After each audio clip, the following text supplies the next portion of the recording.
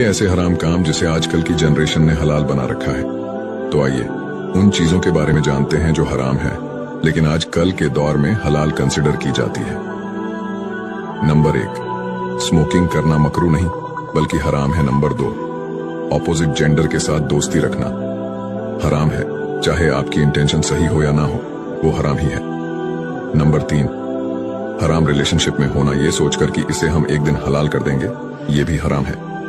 Number 4, गाली देना हराम है।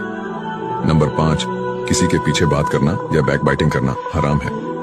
नंबर 6, अपने माँ बाप के साथ बदतमीजी करना हराम है। हमें इन सभी हराम कामों से बचना चाहिए। ये छोटी छोटी चीजें बहुत मायने रखती हैं।